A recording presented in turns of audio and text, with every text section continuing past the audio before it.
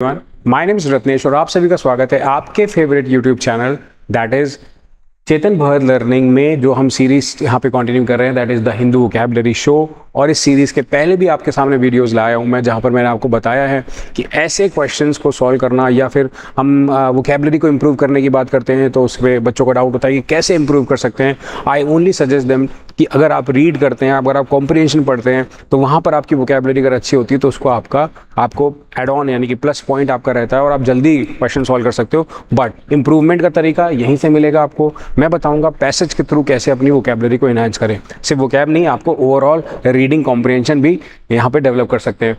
जैसे यहाँ पर हम बात कर रहे हैं पैसेज की, the grant of sanction to prosecute writer activist Arundhati Roy and academician Sheikh Shaukat Hussain for alleged unlawful activity।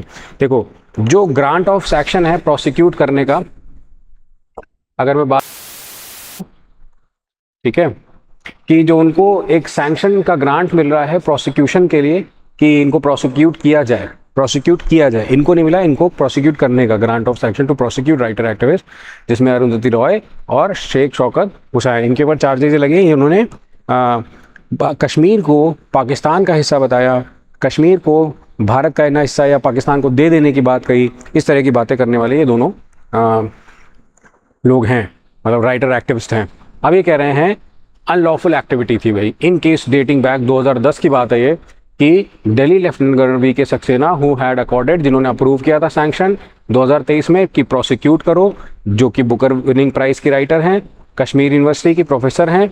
उन पे क्या एलिगेशन है? डिविजिव स्पीचेस देने के, मतलब जो कि डिवाइड करे, हमारे नेशन को डिवाइड करे या लोगों को अलग करे, इस तरह की बातें करे।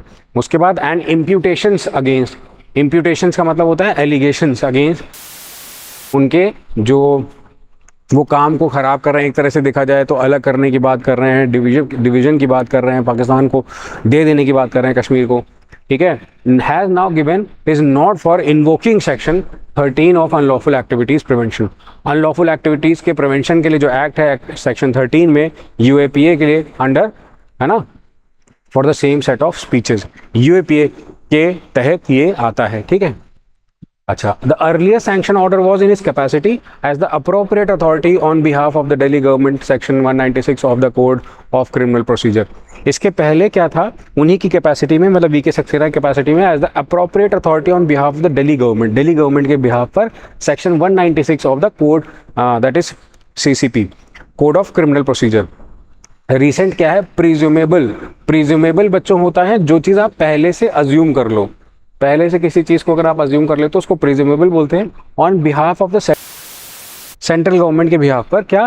The appropriate authority to sanction prosecution for offences under chapter 3 of UAPA under which section 13 falls, जहां पर 13 सेक्शन आता है, ठीक। ये चीज हो गई। फिर कह रहा the resurrection of the old case is an unfortunate instance. Resurrection word का मतलब होता है दोबारा से किसी चीज को। The resurrection of correction, the resurrection of old case is an unfortunate instance। unfortunate instance का मतलब है बदकिस्मती से, ऐसा इंस्टेंस, ऐसा एग्जाम्पल जो कि मतलब चाहता नहीं है कोई, इल मोटिवेटेड प्रोसिक्यूशन है। ये ऑथर अब कह रहे हैं, ये जो जिन्होंने आर्टिकल लिखा है, क्लैशेस हो सकते हैं गवर्नमेंट के जो लॉफुल बॉडीज हैं उनके, इन राइटर के, समझ आ रहा है? तो इस तरह से होता है। The only possible explanation for the revival of the case registered on a magistrate court's order in 2010 is that present regime has found it expedient only now to do so। Expedient मतलब eager और fast, इसका word का मतलब है। हमें क्या करना, किसके बीच की लड़ाई है? उन्होंने ऐसे स्पीचेस दिए हैं, वो सामने आई हैं, कोर्ट के सामने गई हैं, उन्होंने सैंक्शंस लगाए, उन्होंने परमिशन दी कि हाँ इनके ऊपर प्रोसिक्यूशन होना चाहिए, इनके ऊपर भाई केस चलना चाहिए, हो रहा है। इनको प्रॉब्लम है कि क्यों हो रहा है। Now only now to do so as part of its continuing crackdown on dissenters. क्या क्रैकडाउन मिला है? कि जो डिसेंटर्स हैं, डिसेंटर्स मतलब होते हैं जो किसी के खिलाफ मतलब गुरेज रखते हैं, या कह सकते हैं जो किसी के खिलाफ मतभेद है उनका, उनके प्रति उनको नहीं सेटिस्फैक्शन है या सारी चीज़ें नहीं सेट है उनकी, तो वो डिसेंटर्स हो गए। And outspoken critics, the 8-month gap between the two sanction order is inexplicable, जिसको एक्सप्लेन नहीं किया जा सकता। Something which can not be explain can't be explain. मैं आपको यहाँ पर ऐसे लिख दे रहा हूँ जिससे कि आपको याद रहेगा, तो आप उसको कांट बी एक्सप्लेन। और बाद में मैं आपसे पूछूंगा भाई कौन से वर्ड का क्या मतलब है। As the same material would have been placed before the sanctioning authority. Same material सामने रखा जा सकता था, किसके, जो कि सैंक्शनिंग अथॉरिटी है। तो हमने कौन कौन से वर्ड कवर कर लिए।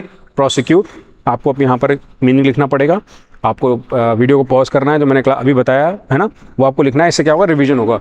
डिविजन का मतलब, इम्प्यूटेशन का मतलब मैंने बताया था। अब यहाँ पर देखो, ये देखो इम्प्यूटेशन का वर्ड का मतलब बताया था मैंने। उसके बाद प्रिज्यूमेबल वर्ड का, रिसरेक्शन का, एक्सपीडिएंट का, डिसेंटर्स का।